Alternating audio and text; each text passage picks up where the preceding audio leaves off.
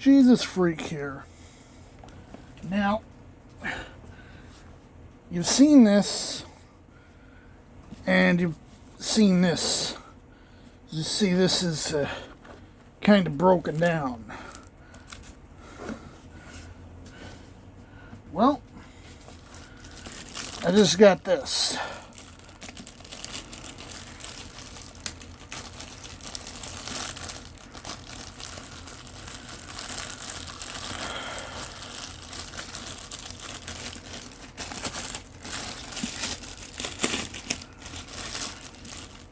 Didn't get as many alerts from Amazon as I usually do. Surprisingly, as you see with this one, no logo on the spine. Maybe they didn't use the logo yet, because that's the logo of the Episcopal Church, which, as I've mentioned, it's what this is.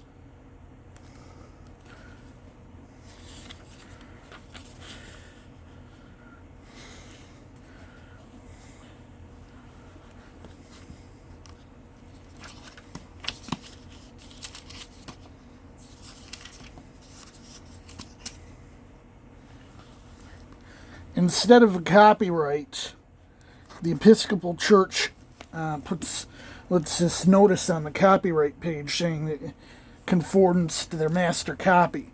And they put their current edition into the public domain.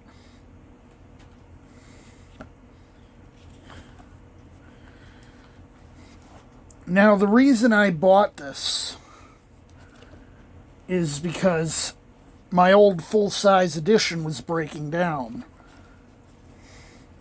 Black's a nicer color anyway.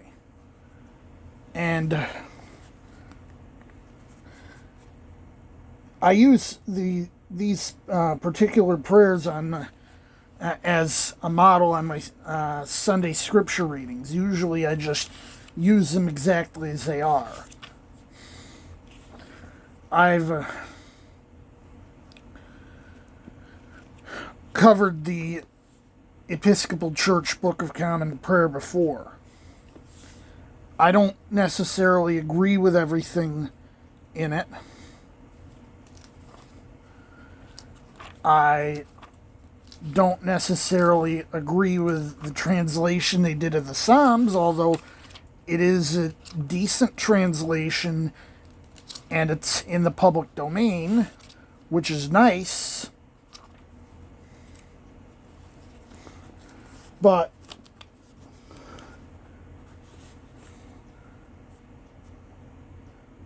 gender neutral language way back in '79.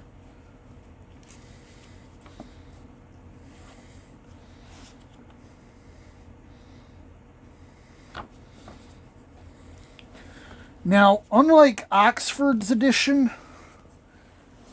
and it may be because Oxford's edition was printed during the transition, this only has the new lectionary, where this one has both of them. Of course, that one being older has only the older lectionary.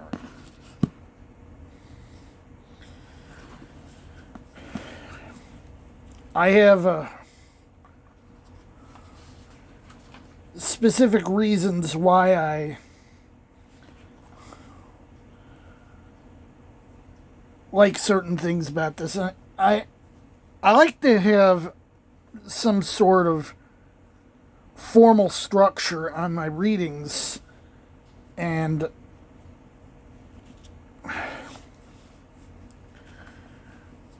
this helps give me that structure.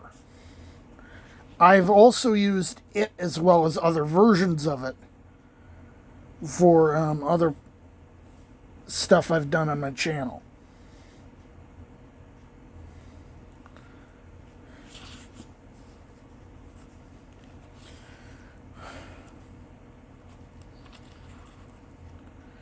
Now, keep in mind,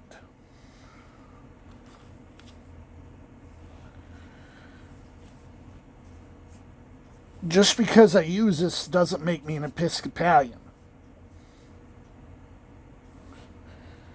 My faith tradition is, in fact, related to the Episcopalians, as we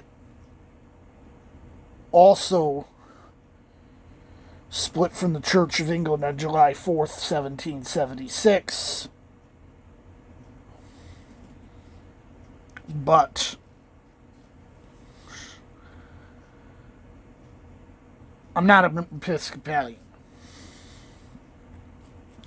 I'm just influenced by them. Jesus, freak out.